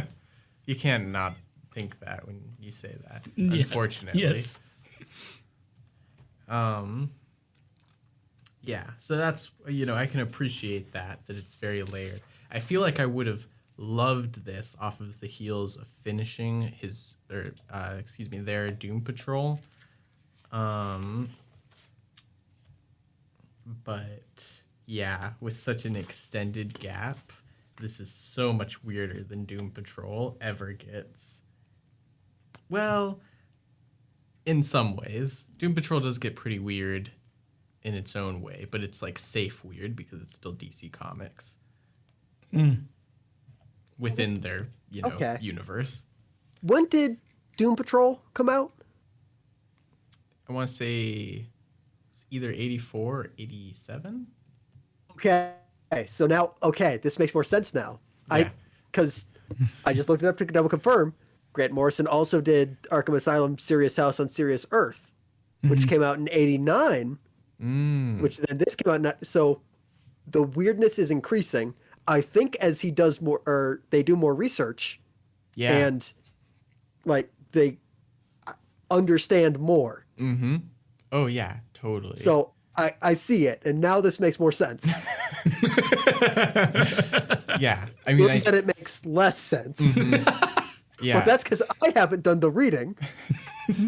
I think the Animal Man preceded Doom Patrol too, and that's probably his maybe least weird. When did Swamp Thing come out? Swamp Thing? Wasn't it Alan Moore? Yeah, that was Alan Moore. Oh, okay. Yeah. I knew I was going to confuse him at some point. Okay. Yeah. I was just kind of waiting. Definitely 80s. I believe that was also 84. Maybe Swamp Thing was 84 and Doom Patrol was 87. I can't remember. Honestly, I'm surprised I've done this well about years. Like, do you guys understand how bad my perception of general time is? I'm doing great. Hey, and we appreciate it because I'm not going to do that research. Yeah. If you didn't know, I'm just going to guess. Yeah. Anyway, though. Oh yeah. Also, is that the last beetle reference? A radioactive beetle. No, it's not radioactive. It's magic. Oh, okay. The guy who's in charge of Harmony House transforms, he puts his mind into a beetle after King Mob kills him, but he doesn't return because they're all like, oh yeah, once they find a suitable host, which maybe also brings in the crack cocaine. That might actually be a link. Maybe. But it doesn't matter because the guy from Harmony House does not make it out of the beetle body because Dane accidentally squishes him with his shoe. Yeah, which is not otherwise mentioned. Yeah. Anyway, though. Elon, it seems like you're breaking up a little bit there. What's wrong? Just can't handle the fact you just said crack cocaine so nonchalantly. It's just. I mean, you didn't read it, but it is fairly nonchalant. Mm-hmm. Yeah. It's just the way it is. It is really just in that one story. And then I guess maybe Britain in the 90s didn't have a crack cocaine problem. Well, yeah, because I don't know. The U.S. government purposely flooded the streets with crack cocaine. Yeah, but those are the American streets, not the British streets. Well, I don't know if it that's what I was saying. The jump before. Yeah, I don't think it did. That's what I'm saying. I agree with you. Again, I am not a narco historian, so I don't know. Yeah, what Dane is used to using is more party drugs and psychedelics. Oh, yeah, because they mentioned getting E, which is ecstasy? Mm-hmm. Okay. Yeah. Totally different, which like kind of plays into the whole like difference between Europe and America in terms of their like problems too, where it's all like, in Europe, like drugs are a part of a method of control, but they are also potentially a method of like mental freedom. But drugs in America, specific kinds of drugs obviously, are explicitly a method of control only. Okay. But all drugs are blue though. What? In this book. I guess, yeah, you're right. Except the blue moss wasn't really drugs. It was just moss. It was just Long Tom doing magic to make them seem blue. And I think it was to trick Dane into like saying yes and like opening his mind. Yeah, which also, we gotta get into a little bit. The Invisibles feels a little bit cultish. A little. Dane does get beat in. Yeah, he gets beat in, kind of convinced to keep saying yes. It's a little shaky ground, but we're just gonna suspend our disbelief. Listen, if we are going to pass judgment on the morality of this 30-year-old book, I feel like we've got to start judging all of it. We can't just start at the beating and Dane. No, I'm not judging it. I'm just making note of it. Okay. File in the back of my mind for later. Yeah. It's there. It's there. I mean, honestly, like, sorry for no trigger warning in the beginning of this episode, but there's a lot of stuff that is maybe in need of a trigger warning at the beginning of this book. Just fair warning about that. Yeah, I mean, it is. I'm not even sure saying it's important is true, because I'm not sure it is important in like grand comic history. Like, it's not Amazing Fantasy 15, that's for sure. But I think it is. What are you talking about? It? The Invisibles as a comic book. Okay. Oh, okay. For a second I thought that you were saying that there was something egregious in Amazing Fantasy 15 that needed a trigger warning, and I was so confused, and now I understand what you mean. No, because I'm trying to make a point. It's like, I get it now. Go ahead. Because it feels important to Grant Morrison especially, but also like, man, just weird comics. Mm-hmm. But it's also, it would be hard to recommend because it, like, unless you have a great deal of context for weird stuff, it would be hard to get through. Mm-hmm. Yeah. I'd say that this is very, very much for like a very specific niche audience. That like also there's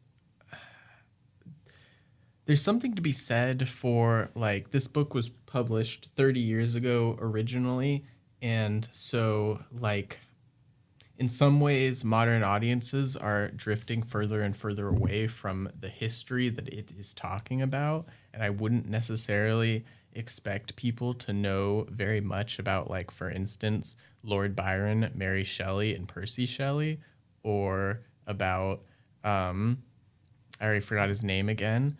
Marquis de Sade, or about Aleister Crowley and other magic stuff. So yeah, that's another thing that makes it kind of hard to recommend to a modern audience that I feel like was maybe more relevant back then, because like they're specifically talking about the turn of the 20th century, but this takes place at the turn of the 21st century. And so it's like a lot of stuff that feels a little bit older. Yeah, it is, especially, yeah. I mean, like, yeah, it's very dated. Yeah. That's the best way to say it. And I kind of like that in that, like, it adds a layer of style to the book, but it, like Cody said, it is a very aged layer of style. And if you just hear, like, man, people in Britain did not like Margaret Thatcher, and, like, if that's your understanding of it, which was mine for a long time and still kind of is, because all British people will say is, like, man, Margaret Thatcher sucked, and, like, no explanation of, like, any policy or, like, understanding of why that was bad. Margaret Thatcher was just England's Ronald Reagan. Yeah, see, but I mean, like, nobody will say that. They just say, like, how bad Margaret Thatcher was. Yeah, fair. Yeah. Margaret Thatcher. Yeah, see, like, I've only heard you complain in specifics about why Margaret Thatcher was bad. All I've heard about, like, British people talk about Margaret Thatcher is just like, man, old iron pants, huh? Because she's the Iron Lady. Whatever. Did she make him out of the Iron Curtain? Yeah. I think it had something to do with it, but I'm not 100%. Oh, I've never actually heard her called Iron Pants, but it's a really funny name. It's also because I think, because she was a woman in power at the time and also kind of ugly. So, yeah. I mean, no matter what they were going to call her ugly, like, I mean, I don't care that they call her ugly because she was a horrible person, but, like, also she was a woman in politics. So, like, who cares what her actual politics was? Is she pretty? Yeah. Anyway, this book, man, it's good and it's important, and if you're interested in it, you should read it, but I don't think I'd recommend it. Yeah. I mean, I might recommend it to some people, but not to people in general. Like, I mean, honestly, like, work your way up into Grant Morrison's world. Yeah. Definitely read the books that came before this that we mentioned. Mm-hmm. Animal Man, what was the other one? Doom Patrol and Arkham Asylum before this. Because I think they might be better, at least in the first 12 issues of this. And B, they make a little more sense. And I think there's a little more, like Grant Morrison going on record to explain what the deal is with those books, because they're a little more mainstream. Yeah. So we've definitely kind of gone a little bit all over the place with this episode structure-wise, but I will also say I do kind of like the broad spectrum representation, like of, like kind of, there's like some disability representation, sexual identity representation, obviously like homelessness representation. So just lots of, lots of oppressed identities, basically. And then, like, of course, kind of saves the Black oppression for the side story with Jim Crow in the United States. And so, like, I feel like that kind of also helps to define what The Invisibles is about, is like, oppressed people coming together against, well, oppression. Yeah, I could see that. Talon, what did you like in like the 2 issues you read? And maybe some of the things we said about it.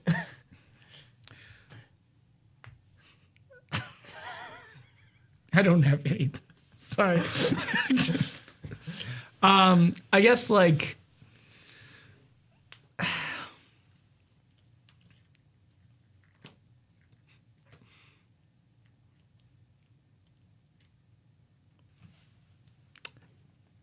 it did not meet my expectations. It was very different. You liked? We'll go with that. Yeah. Yeah. Okay. Yeah. So it was different. Even like I didn't know what to expect when reading this book. So like the few issues that I did, I was like, "Whoa, this is not what I was expecting." So I'll say that. I feel like that is kind of false praise, sort of. You could say that. I mean, I kind of agree, though, also. Like, I didn't really know much of anything about what this book was about. I just knew that it was, like, considered one of Morrison's major works. And so, like, I was excited to read it. I wasn't even sure if it took place in the DC universe or not until I started it. I don't think it does. It doesn't. I'm going to say equivocally, no, it doesn't. I was trying to find publisher information and I couldn't find that. No, because I was reading it digitally. So Gotcha. Yeah.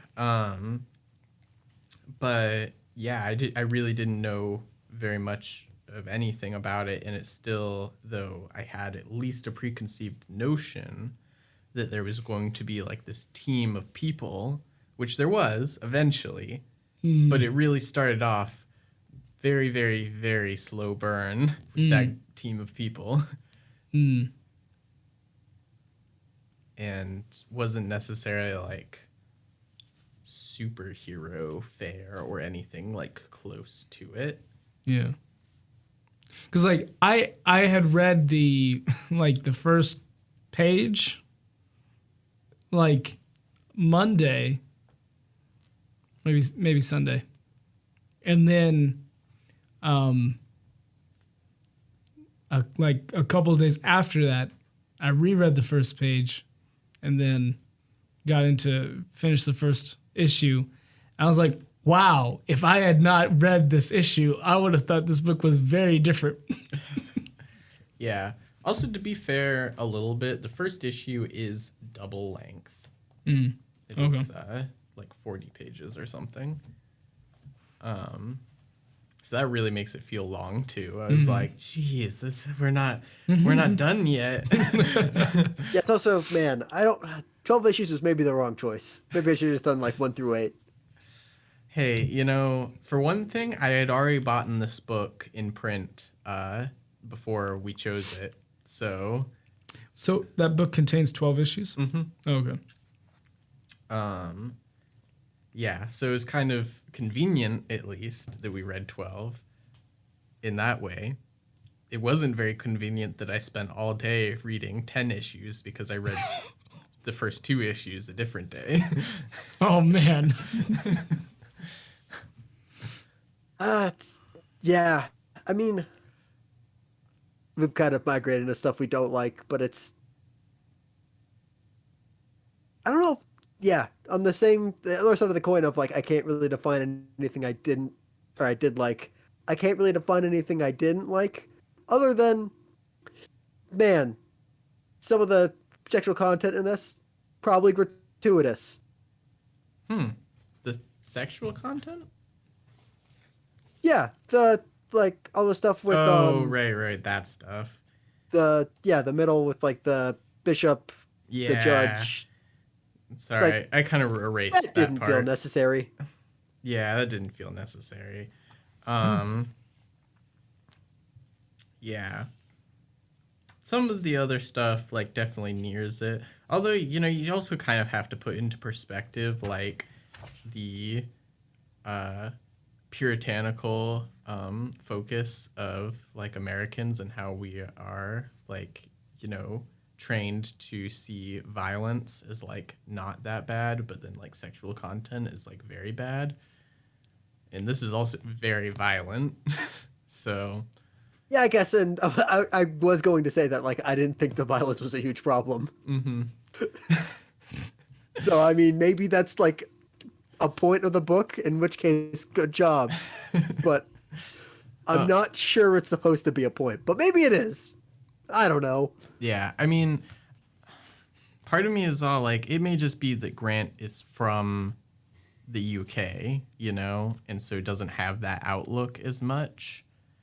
But at the same time, he wrote a very convincing American in Animal Man and Doom Patrol, so I don't know. Hard to say. Yeah. But, yeah, things I didn't like about this, I already kind of mentioned, it's super meandering. Kind of like I was honestly kind of bored a lot of the time, which is kind of harsh, but it's also kind of true. Maybe if I was reading it a little bit slower and didn't save the majority of it for one day.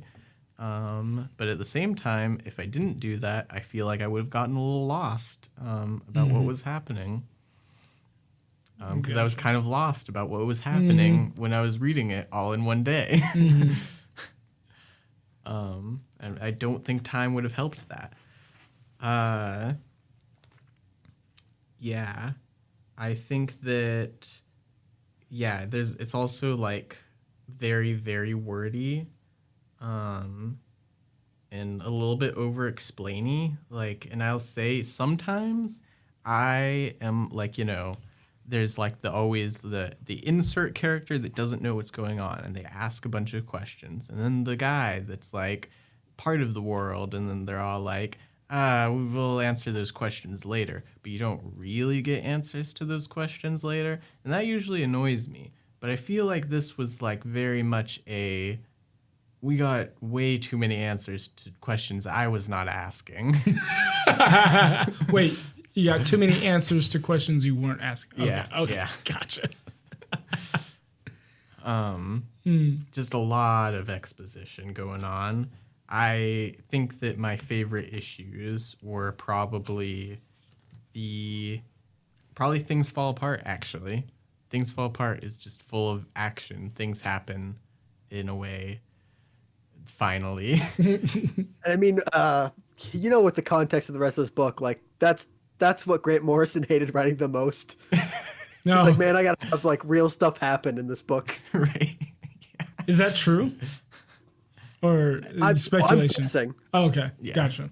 But based on the rest of the book, That's fair. where it's a lot of nonsense happens, Yeah. or doesn't happen, or alleges to have happened, then, like, oh man, I've got to get these characters out of this windmill where they're all sitting in a circle doing time travel. Man. Guess I'll write some cool action. Gotcha. You know what I've learned from this review is that Grant Morrison is not my kind of writer. I have very little tolerance for weirdness, so I was gonna say, like, of the Grant Morrison, like the 3 things we've read, actually 4: Animal Man, Doom Patrol, Arkham Asylum, Serious House and Serious Earth, and this. I don't think I remember you liking any of them. Is that an accurate remembrance? yeah. I would say Doom Patrol. I think Doom Patrol is kind of a mixed bag on that one. I'd say of the ones that we have read, I think I like that the most. Fair. I still attest that if we read a little bit more of Animal Man, you guys would be warmer on it. Also, I didn't read Animal Man. So. Okay. Okay. I mean, so I don't know if you'd like Animal Man. I don't think so because of some of the things that you guys talked about. Because I did listen to the show when it aired. And so. To be fair, it's been a while. I don't remember what my big takeaways on Animal Man were. Gotcha. Wow, that was like a year and a half ago. This book, it was a while. Regarding this book especially, yeah, I don't think you'd like this one either, Talon. I'm gonna be honest, and like that's having chose this book and liking it personally. I don't think this is your kind of book. Nope. Yeah, I mean, I think that Grant Morrison would be elated if you read it and like it opened your mind to like the weirdness of the world. But I'm not. I think that your resolve to being not weird might be too strong. That's fair.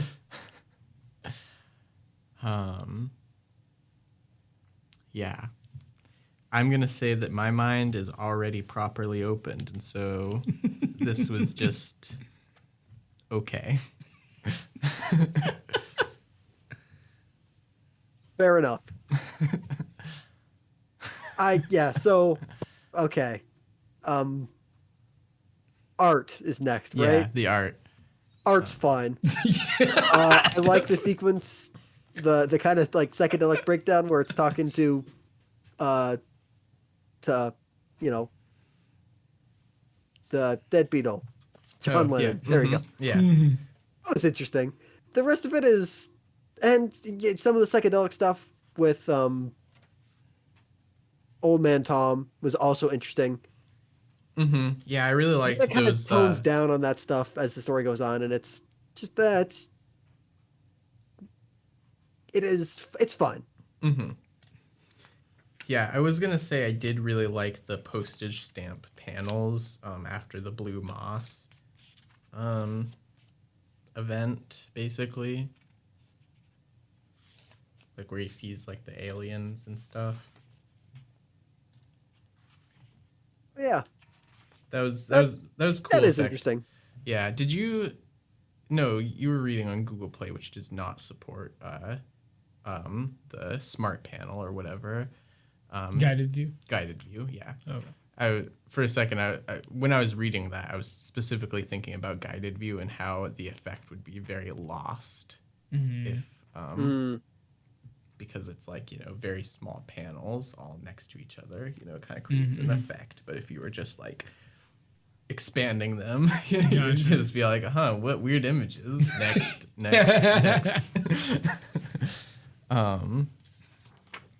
Yeah. Sometimes I didn't really like the way that characters were designed, but not always.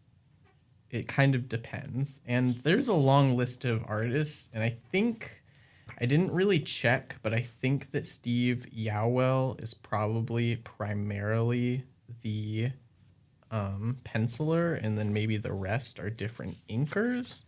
But again, I did not look into that. I mean, does it work like first name gets top billing? Well, yeah, generally the penciler does get higher billing than the inkers. But yeah, I believe that that's how it worked. There's probably also within here, like for instance, we didn't really talk about the 6-page Hexy story from Absolute Vertigo. But that definitely had a different art team in general. It was a totally different style. So they're probably listed in those credits. Anyway, what I was trying to get at though was, sometimes the characters just look weird, and so other times they look okay. Like when Dane gets dropped off in London by King Mob, he looks just, I don't know, hard to describe, but weird. But then later on, his general like model kind of shapes up a little bit into something more that I like. And then also Mary Shelley looks really weird to me, like, and sometimes she appears off model. Maybe that's what Mary Shelley looked like. I don't know. Maybe, but I think that even still, there are panels where she looks different than where she looked earlier. Yeah. They obviously have a good sense of shading for dramatic effect. They do a lot of kind of these like splatter dots sometimes, and generally are focused more on character reactions than backgrounds. Although if something is defined in the background, it's probably important. So like kind of does have that cartoonist mentality of, only drawing what's important to the story and using that to the benefit of surprising people that something was important to the story. But yeah, also excellent cover artwork by Brian Boland. Or no, Sean Phillips. That's who it is. That's the original series cover. Brian Bolden did the exterior of this edition. Yeah, that's the one. Mm-hmm. Yeah, and I really like, like these ones, basically. The kind of like blue and pink neon colors. All really cool. Gotcha. I did have a question. The cover for, I guess, at the second issue looks to me like Dane aged up. And I don't know if that's just because he got, like, skinnier because he was homeless or... Oh. Hard to say. I think... Yeah, I do agree he does look aged up. But also I think that might just be the guy's style a little bit for people. Or maybe he was trying to say something in particular about how living on the street, really messes you up. Or also, on the other hand, there's a lot of talk by Mad Tom about like how seeing reflections of neon signs is like how the city speaks to you. And here you can see, I mean, obviously they couldn't use actual brand names, but you see like Poke, and then you see like the upside down M from McDonald's. And so like maybe he's also seeing his reflection and it's saying something. I see it. But yeah. Yeah, overall though, the art is serviceable. It did not it never really wowed me in particular. But it didn't lose me either. It's a very kind of 90s house style, I would say. I mean, it's not like undistinguishable as being like original, but it's not experimental either.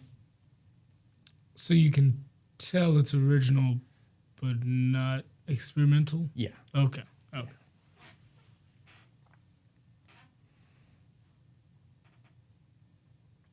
And yeah. Elon, any thoughts on the art? No, it's fine. It's the exact same thing he said. It's fine. Yeah, that's fair. All right. Did we have any other final thoughts before we end today's show about this book? I will probably read more, but I will take a break before reading more. Fair. Mm-hmm. Yeah.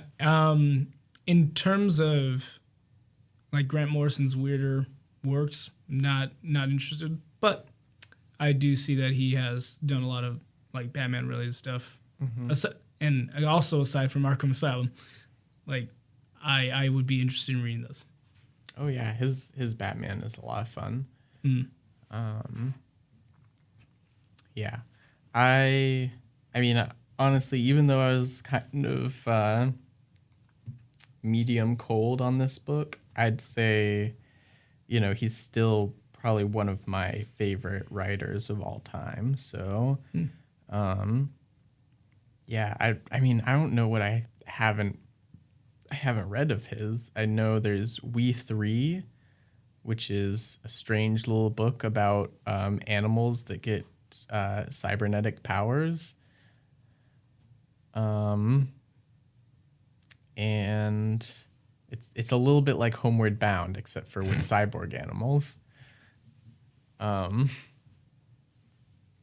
I don't know what else I haven't read of his. Like, I mean, I haven't read all of his Batman, but I've read some of it. It's really long. There's a lot to read. But other than that, I think I've read, like, the standout things. Oh, Superman and the Authority just came out. I really want to read that.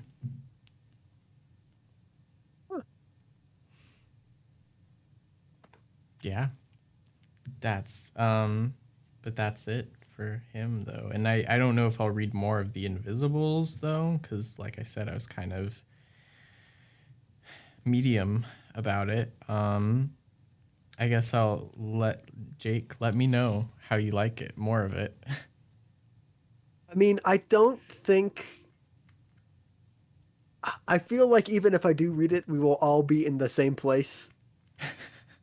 Like, I will have read it and been happy I've read it, but it will still be impossible to recommend. If I tell you about it, you will still be medium cold, and it will still probably not be tail on speed. Fair. I think I would just want to know anyway, though, personally. I don't see an act 2 to this making it make more sense. Yeah. Yeah. That's kind of, yeah.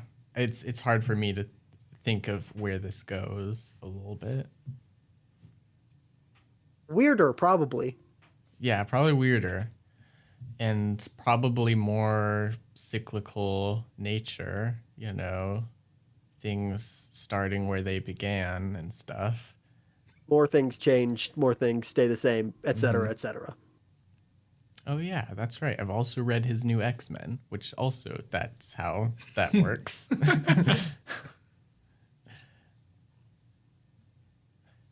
Yeah. Anyway, so yeah, I think that's all we have for today. So, thanks everybody for listening. This has been the Comic Panel. I'm Cody. I'm Talon. And I'm Jacob. And we'll see you next time. Thank you for listening. If you like this episode, be sure to subscribe to this channel as it helps us out on the YouTube algorithms and getting us seen by more and more people. You can also reach out to us with any thoughts you have on the things we talk about on Twitter at TheComicPanel1 and on Instagram and Facebook at The Comic Panel. Also, if you want to leave a comment, please do. Let us continue the conversation.